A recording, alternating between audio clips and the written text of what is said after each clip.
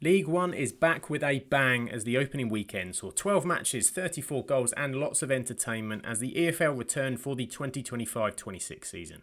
We take a look at each match, how things fared for each team on their opening day of the new season, starting with Friday night with two teams returning to League One as relegated Luton Town took on promoted AFC Wimbledon. So lineups for this one, Matt Bloomfield handed summer signing Josh Keeley his debut in goal, with Cal Naismith wearing the captain's armband after re-signing from Bristol City. George Saville and Naki Wells went straight into the starting 11 as new signings, alongside Wolves loanee Nigel Longvike. Cohen Bramble joined earlier on Friday for Luton, but not in time to make the squad. There were four new faces for Johnny Jackson as well, introducing to the starting lineup Nathan Bishop, Alistair Smith, Steve Seddon and Nathan Asimwe. Their top scorer Matty Stevens started up front for them, with Miles Hippolyte, the playoff hero, making a start as well. So into the match, and Luton Town kicking off their League One season with a hard-fought 1-0 victory over Wimbledon at Kenilworth Road. New signing Jerry Yates was introduced to the crowd before the game. His firepower will be welcome to be added in future weeks for Luton, but chances in this one were scarce throughout. Both teams combined for just two off-target efforts in the first half, and neither goalkeeper was seriously tested until Raul Walters forced a fine save after 63 minutes. The deadlock was broken in the 85th minute when AFC Wimbledon defender Ryan Johnson inadvertently headed Wells's cross past his own goalkeeper. Trying to cover the space between the centre-backs, he was backpedalling and headed over the helpless Bishop as the ball came off the underside of the bar and into the Wimbledon net. Jackson's Wimbledon did defend superbly for long spells. They'll take confidence from their organised display, though the cruel nature of an own goal proved decisive in determining the result. Bloomfield said after, the most important thing is we found a way. We can't always have a little fortune like we did tonight. We know there's plenty of improvements and we're not the final product right now. We have to keep working towards that. Luton went into this one with a 3-match winning streak against Wimbledon, extending it to 4 now against their opponents with this own goal. Undoubtedly though, for Luton Town, much more work to be done and improvements are to be expected, but to get 3 points on the board on opening night will be a platform for the Hatters to build on. Next up for Luton, it's a trip to Peterborough United on Saturday lunchtime before they kick off their cup campaign with an away EFL Cup tie against Coventry City the following Tuesday. Jackson said he was gutted for his players and the supporters. To lose the game in that manner was cruel. It's a fortunate goal from their point of view, making us defend that situation, caught us in that position, but that rarely happened to my team all night.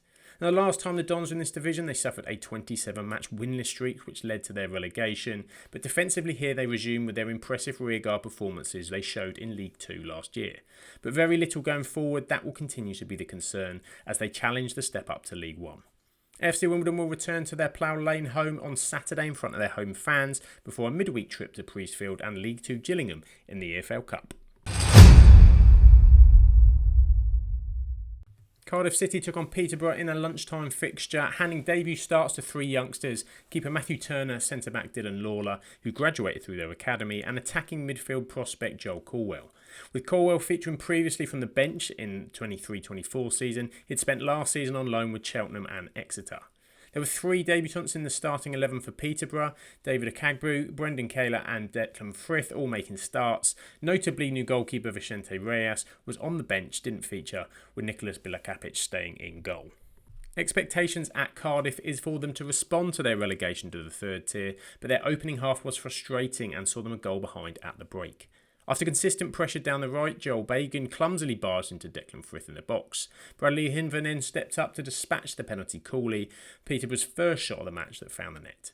Cardiff then struggled to convert several decent chances. Ruben Cole scuffed a long-range shot wide and saw a header bounce off a defender and go wide as well. Bilakapic in goal was then called into action, tipping over a dangerous header from Yusuf Salic.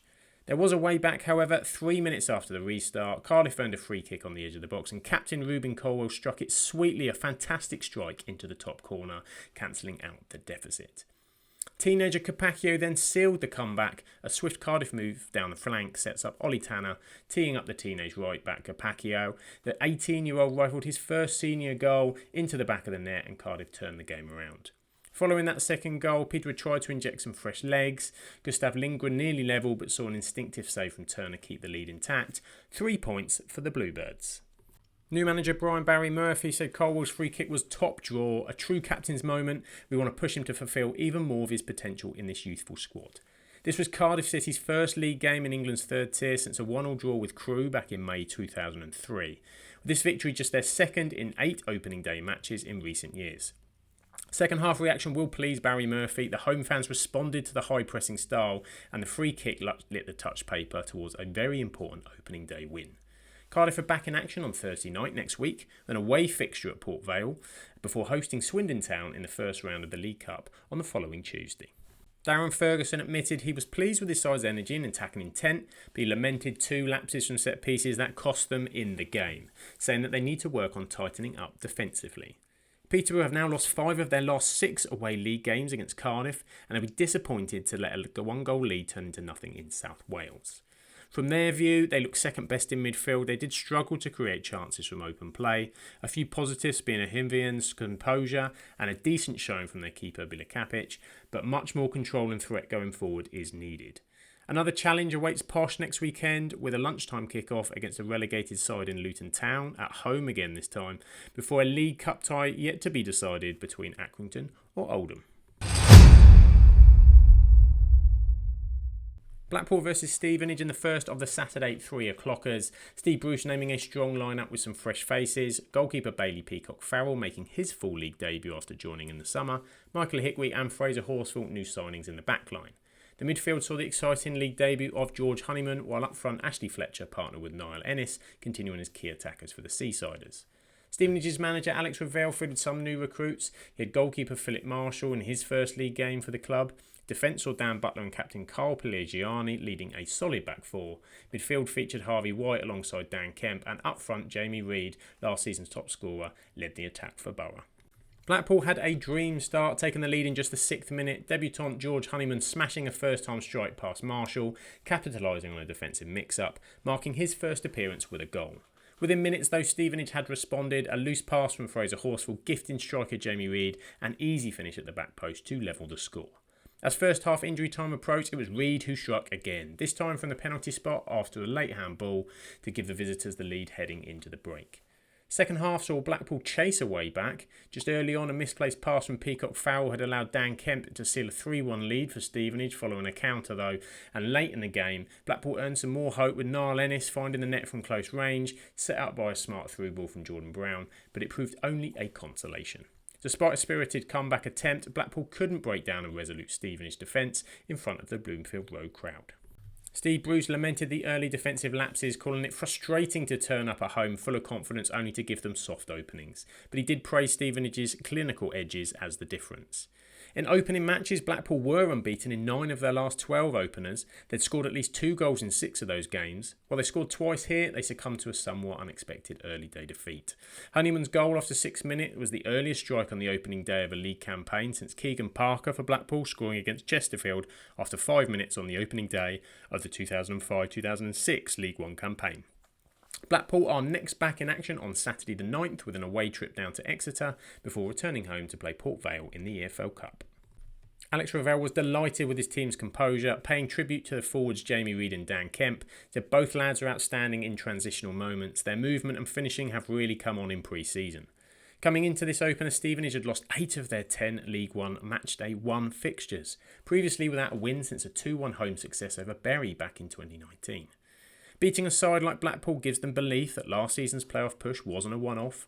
Jamie Reid firing again will hope last season's top scorer can push them even further this campaign. Stevenage fans will get to support their team from their home stadium next week with the visit of Rotherham United, with an EFL Cup tie away against Charlton Athletic the following Tuesday. Bradford City versus Wycombe Wanderers, and Bradford manager Graham Alexander named a youthful side featuring 7 debutants, a clear intent to refresh the squad. Key new faces including goalkeeper Sam Walker, defenders Joe Wright, Curtis Tilt and Matthew Pennington. The midfield was anchored by experienced recruits Tommy Lee and Max Powell, with winger Torrick Wright making his first appearance since returning from injury in March 2025. Wycombe opted for a more settled lineup with established players selected. Armando Quiterna and Fred Onyedema started the match, while promising youngsters Daniel Harvey and Taylor Allen came off the bench to inject energy in the second half. Bradford lit up the crowd from the opening whistle. They scored twice inside the first 13 minutes. First veteran Antoni Sarcevic, the man who sealed promotion last season, pounced after Stephen Humphreys forced a save, heading in to give City the lead. They didn't let up though. 7 minutes later, Bobby Pointer, making only a second league start, rifled in a low drive from the edge of the box, doubling the advantage and sending Valley Parade into early celebration. Despite Wycombe dominating possession, Bradford certainly looked the more purposeful side for long spells, wing-backs Josh Neufville and Abu Toure offering constant outlet on the flanks. Wycombe found a lifeline just before the hour though. Substitute Daniel Doe reacted quickest to a scramble heading in from close range, sparking a push from the visitors in the closing stages. Bradford made to work for it, but they held firm. Keeper Sam Walker made a key save to deny Bradley Fink late on, and the Bantams saw out the result to begin life back in League One with all 3 points. Bradford boss Alexander described the result as a great start to the season, praising his squad's commitment, highlighting that all players were fully committed, even as goals came from last season's core. Previously, Bradford had won 3 of their 14 League One openers only, but that commanding start was enough to seal a superb opening day win. Back in League One for the first time in 6 years, Bradford got Valley Parade rocking early, and their exciting end to last season continued here, giving optimism to what Bradford could achieve this season. Graham Alexander takes his team to Northampton Town next weekend to continue their return to League One before they face an away EFL Cup tie at Ewood Park against Championship Blackburn Rovers. Meanwhile, Wycombe's manager Mike Dodds admitted to being naturally disappointed, calling the opening day performance a wake-up call in terms of the steel required in League One football, acknowledging while there were positives, warning signs remain. Playoff finish last season was unexpected, but they dropped away towards the end of last season, which was disappointing. Here they just didn't get going. They were caught cold by the fast start of Bradford. With more challenges on the horizon, Wycombe will need to get it together fast and react quickly to this defeat. Next up, they host Stockport County next Saturday, who of course also finished in the playoffs last season, ahead of a trip to Leyton Orient in the EFL Cup. Burton Albion versus Mansfield Town. Burton lined up with goalkeeper Jordan Amisa making his first competitive appearance between the sticks. Promising starting talents included Kyron Lofthouse and winger Fabio Tavares, both eager to impress. Up front, Jake Beasley spearheaded the attack, supported by the dynamic Charlie Webster, who was to make an immediate impact. For Mansfield, debut starts given to Carl McAdam, Jamie McDonnell and Liam Roberts, with the latter newly signed from Millwall. Veterans like Rhys Oates and Will Evans led the attack to give experience and continuity to a team who battled hard for survival last season. Burton were looking to avoid last season's poor League One start, but within the first 30 seconds, Mansfield striker Will Evans scuffed a golden opportunity straight at Amisa, a miss that they would come to regret. In the 22nd minute, Charlie Webster delivered the breakthrough, the young midfielder unleashing a stunning 25-yard strike into the corner, giving Burton the lead after good interplay from Lofthouse. Mansfield looked for a response but failed to make their early possession count. Instead, Burton extended their advantage just 5 minutes after the break. A tidy 1-2 with Tavares gave Webster space at the edge of the box. He fired his second masterpiece of the day. From there, Mansfield ramped up their intensity. Manager Nigel Clough introduced multiple substitutions, and their pressure paid off in the 76th minute when Bailey Cargill nodded in from a Stephen McLaughlin cross to make it 2-1. Mansfield nearly levelled the game and added time. Substitute George Mallis headed over the bar, but Burton stayed organised to shut down the final threat, preserving a dramatic victory. Burton boss Gary Bowyer was full of praise for his side's fast start, calling it a really pleasing way to begin the season and highlighting the team's strong work ethic throughout the game. They'd suffered defeats in 8 of their 11 first day matches, yet they thumped Oldham Athletic 4-1 in their most emphatic opener back in 2016, so this was a much needed opening day victory. Charlie Webster's 2 stunning goals showcased the potential of their young talent, while manager Bowyer will be thrilled with the team's organisation and work rate, especially late on. Burton are away next weekend at Barnsley as both teams won their first encounter of the season, with an away tie at Tranmere Rovers in the EFL Cup the following midweek. Nigel Clough said he wasn't too unhappy with the performance, pointing to the big chances his team created at both ends of the match, admitting that Burton's goals were quality strikes from distance. Their opening day struggles continue, just 2 wins in 13 opening matches now as they failed again to start on the front foot. Clough's team saw plenty of the ball and created chances, but that early miss from Will Evans set the tone. They were punished twice by a player left unmarked on the edge of the area and didn't react until the second goal went in. Clough will take his team home next as they host Doncaster Rovers in their second League One outing of the season, ahead of a Chesterfield League Cup fixture at the SMH Group Stadium. Doncaster versus Exeter, and Doncaster started Timothy Lotutala in goal, a loan signing from Hull City. Matty Pearson, a summer arrival from Huddersfield, slotted into the defence for his first league outing in red and white. In midfield, they saw George Broadbent and Owen Bailey making starts, with Robbie Gotts, formerly of Barrow, on the bench. Last season's scoring extraordinaire Luke Molyneux also started for Donny. Exeter, under manager Gary Caldwell, introduced Sil Swinkles, Ethan Brierley and Jaden Ware into their starting lineup, all making their competitive debuts. Additionally, goalkeeper Joe Whitworth returned on loan from Crystal Palace, marking his second season with the club. Exeter started the brighter at the Eco Power Stadium, creating the game's first real chance through Ilmari Niskanen, but the Doncaster's new keeper Lotu Tala stayed sharp, rushing out to smother the threat. Doncaster gradually grew in the match, Glenn Middleton and Luke Molyneux linking well in wide areas, testing the Exeter defence as the second half wore on. A heart-in-mouth moment came for Donny when Matty Pearson on debut nearly turned the ball into his own net, only to see it crash off the bar and bounce out to safety. Exeter kept probing, but debutant centre-back Connor O'Riordan held firm, impressing alongside Pearson as Doncaster weathered the storm. Then came the decisive moment in the 88th minute, a penalty awarded after the ball struck the arm of Exeter sub Kevin McDonald. The decision sparked protests, but Molyneux kept his cool, sending the keeper the wrong way. It was enough to seal all 3 points, giving Grant McCann's new-look Doncaster side the perfect start to life back in League One. Donny manager Grant McCann praised his side's composed return to the division, acknowledging his young team needed patience and secure defending to create the chance they needed. Doncaster has claimed only 4 wins from 15 League One opening fixtures into this one, so be pleased that their return to the third tier started with an important 3 points that looked like they weren't coming. It's an absolutely ideal start for a newly promoted side, showing patience in the face of early pressure. Molyneux's coolly converted penalty sealed the perfect opening. Donny are on the road next week as they head to Mansfield with the championship opponent in the EFL Cup awaiting, with Middlesbrough at the Riverside. Exeter boss Gary Caldwell struck a frustrated tone. He described the deciding penalty as a poor decision, arguing the new handball rules deemed deliberate, clear and obvious contact that simply wasn't there. They'd started with a draw, winning 9 of their last 12 openers, and it seemed it was heading that way until the penalty sucker punch for Caldwell's side. A deeply frustrating first game of the season. Despite enjoying prolonged periods of possession and looking dangerous in the final third at times, Exeter created little in terms of clear-cut opportunities. They'll welcome Blackpool in League One Matchday 2 with a 3 o'clock kick-off next Saturday, with a trip to Cheltenham to follow in the EFL Cup the following Wednesday. Huddersfield Town versus Leyton Orient, and Huddersfield under new manager Lee Grant fielded a fresh look lineup for their League One opener. Debutants Joe Lowe, Ryan Ledson and Lyndon Gooch were included, as was Alfie May in the striker position. Leyton Orient, the previous season's playoff finalists, made several changes to their starting 11. Experienced campaigners such as Tom James and George Moncur started, providing leadership and continuity within the squad. The opening minute set the tone with both teams hitting the woodwork. Aaron Connolly with a post for Orient, followed quickly by Ben Wiles for Huddersfield. Then came a moment of debutant brilliance. Joe Lowe, new to Town's defence, rose unmarked to head home from Herbie Kane's free kick after just 7 minutes. His first competitive goal for the club, sending the hosts in front. Despite the early setback, Orient controlled much of the remainder of the first half, moving the ball well, but they failed to fashion a clear-cut chance to test Huddersfield's shape. Huddersfield regrouped again after the break. The second goal came from the spot when Sean Clare was adjudged to have fouled Ben Wiles in the box. Alfie May, their summer signing, tasked with firing them to promotion contention, confidently converted the penalty to double the lead. As the clock hit injury time, Ruben Ruskin sealed the scoring, sliding in from a narrow angle after a move involving substitute Joe Taylor to end the contest in an emphatic fashion. Huddersfield manager Lee Grant kicked off his tenure with a polished 3-0 win and emphasised how early recruitment has helped the team find cohesion and purpose quickly.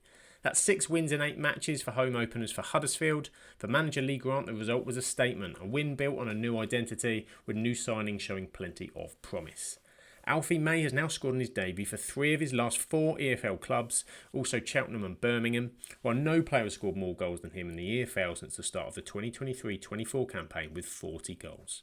The Terriers are away at Reading next Saturday in a lunchtime kick-off down south, with Leicester City making the trip to Huddersfield in the League Cup on Wednesday the 13th of August.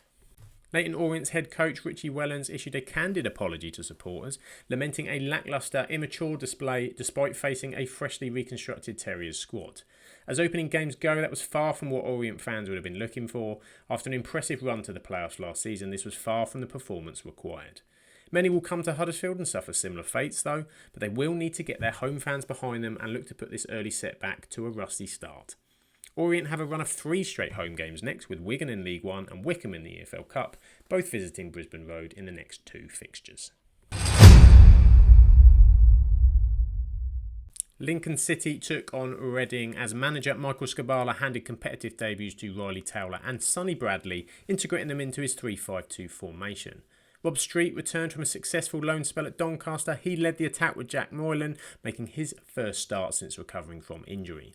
Reading, now under new ownership and Noel Hunt's guidance, fielded several fresh faces. Finley Burns, on loan from Manchester City, started as centre-back, while Marco Mahoney and Mamadi Camara added youthful energy in the attack.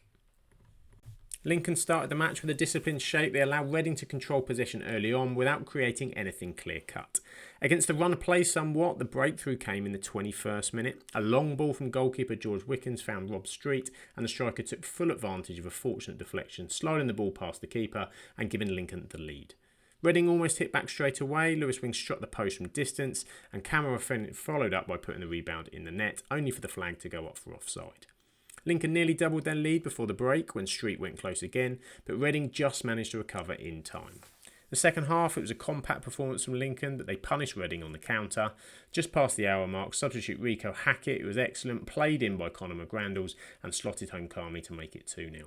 Reading pushed to get back into the game but never found a way through. Lincoln saw the game out professionally for a statement win on opening day.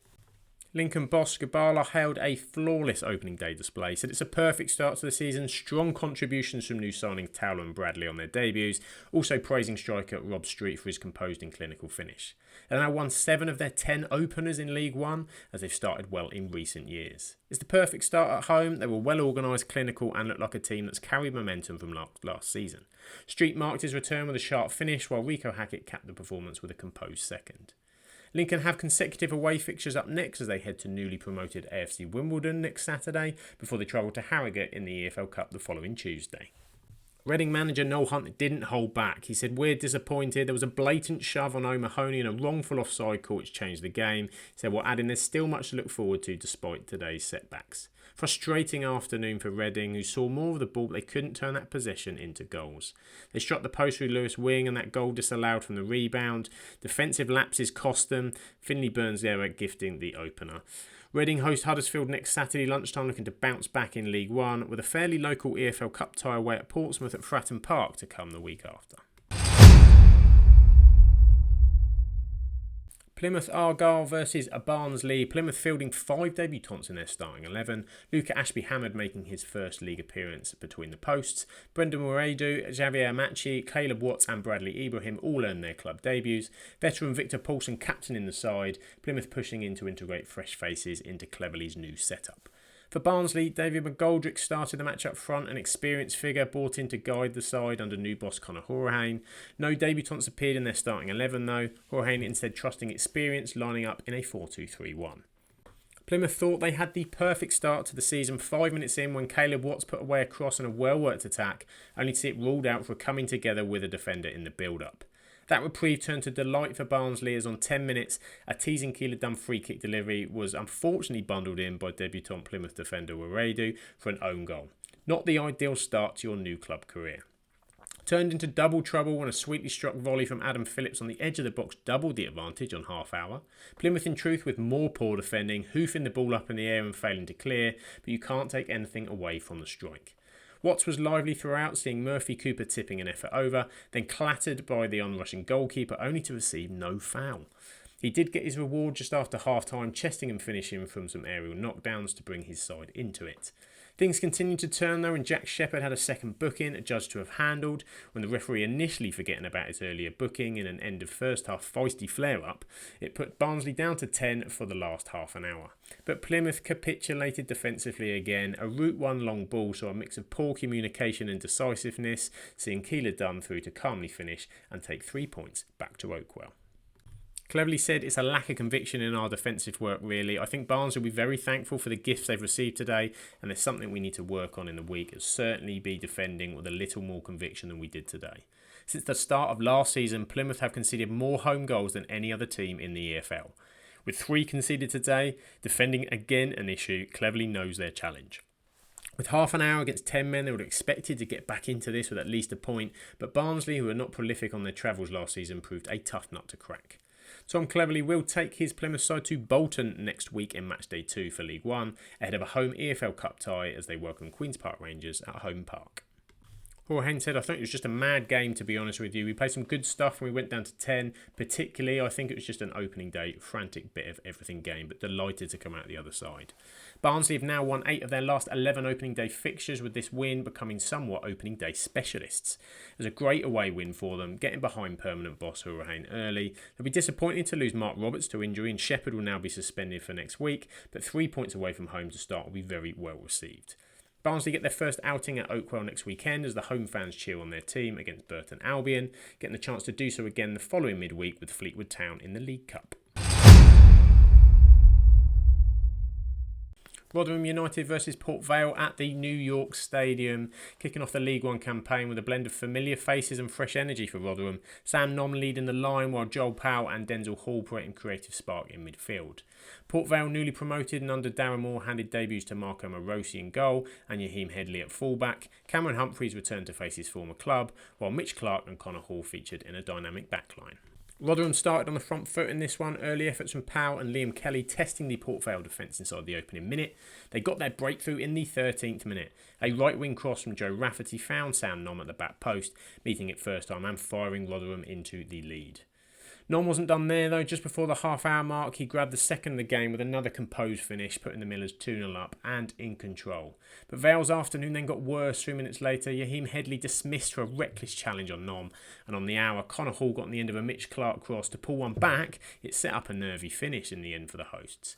Rotherham's task got harder when Zach Jules was shown a second yellow card as well, reducing them to 10 men late on. Vale pushed hard and Lauren Tolaj went inches from equalising when he hit the post in stoppage time. But Rotherham held on despite the pressure and a red card apiece and saw out the win. Rotherham boss Matt Hamshaw was clear his 2-goal hero Sam Nom is key. Turning off his phone for the month, he said, to keep him at the club. He admitted the first half was sluggish and hesitant, but praised his players for sticking to the task and defending resolutely. Nom became the first Rotherham United player to score 2 or more goals on the opening day of the season since Lee Frecklington netted a brace against Crewe in the 2013-14 League One opener. It's a positive statement on opening day. After a mixed pre-season and last season's mid-table finish, Hamshaw's youthful squad earns an early boost. Rotherham will travel to Stevenage next weekend and then to Salford on Tuesday in the EFL Cup. Port Vale manager Darren Moore owed up to a disappointing 45-minute static, second of every ball, and he said he blamed the card partly on his own players giving the referees a decision. It was a tough uphill start for the newly promoted side. Despite tactical tweaks at half-time, Vale failed to punish their opponents.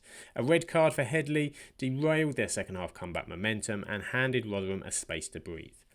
Opening up at home next for a Thursday night kick-off under the lights, Port Vale will take on Cardiff City with an all-League One affair in the EFL Cup as they face an away tie at Blackpool the following Tuesday.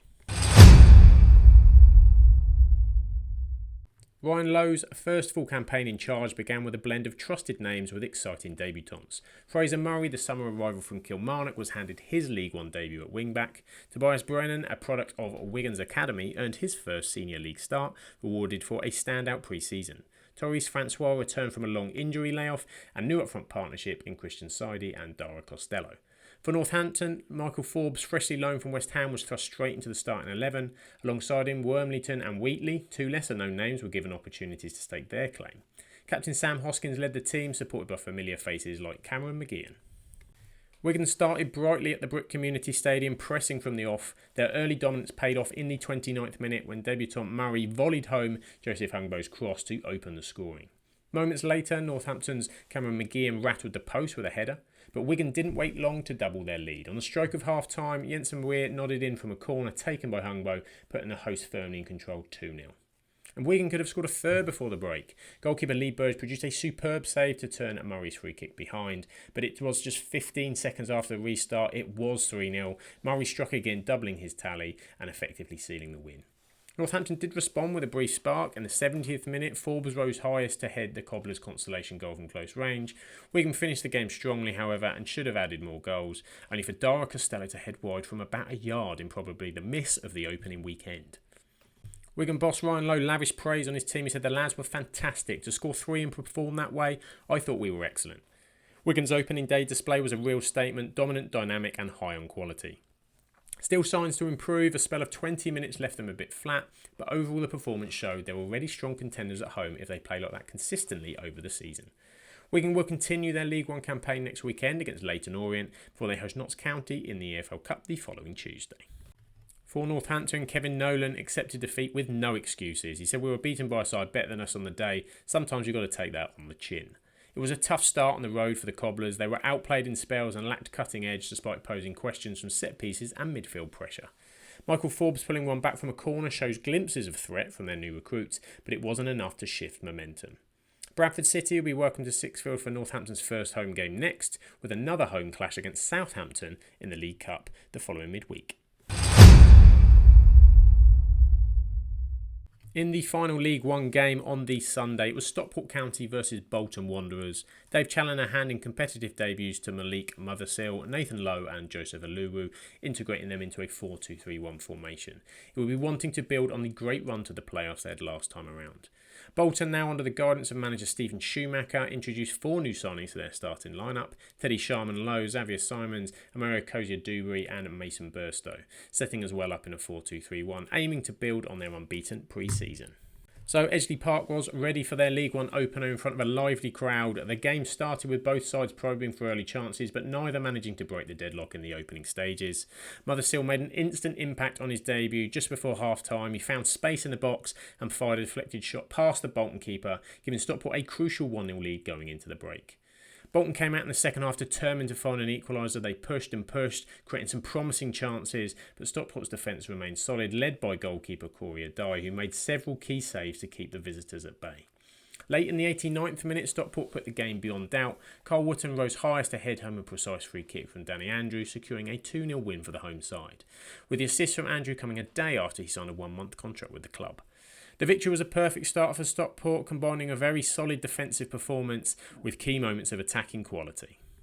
Challoner though said, "We were too passive first half. We're more at it like in the second half without being fluent, desperate for half time so we could speak to the players," and said they were much better in the second half in terms of what he wanted the team to look like. So they kick off their League One campaign with a win that masked an underwhelming first half display, riding their luck at times if truth be told, but the game wasn't perfect. Stockport showed resolve and composure when it counted, exactly the traits that are needed at this level. Stockport will return with their opening away game up next with another team who made last season's playoffs in Wycombe Wanderers, with an opening round EFL Cup tie following hosting Crewe Alexandra. Schumacher said, "It was a game we probably didn't deserve to lose. We created enough opportunities again in some brilliant areas and didn't make the most of them. In the 2 moments that mattered, they've been more clinical than we have." Going into this season, Wanderers had lost just 2 of their last 11 opening fixtures, but couldn't extend that record at Edgeley Park. Bolton dominated early passages. They created the better chances in the first half, with players like Simons hitting the woodwork, yet they couldn't convert. However, failing to take those chances and conceding right before half-time hurt their momentum. Bolton will host recently relegated Plymouth next Saturday as they return home, before hosting financially troubled Sheffield Wednesday in the EFL Cup the following Wednesday. So here is the league table. Of course, it doesn't matter much after Matchday 1 unless you're sitting near the top, then it'll always be positive viewing. Not a single draw, all 12 matches ended with a victory. It's great reading in Yorkshire though, as both Huddersfield and Barnsley go into the top 2 places. Meanwhile, avert your eyes, Plymouth, Bolton, Reading and Leyton Orient fans. If you're looking for a live weekly chat on League One as well as all 3 EFL leagues, do check out the Absolute Football podcast on a Thursday at 8:30pm with our Absolutely Lower League show with Charlotte and the team. I'll be back next week with the Matchday roundup for the second week of League One action. Till then, have a great week and I'll catch you on the next one.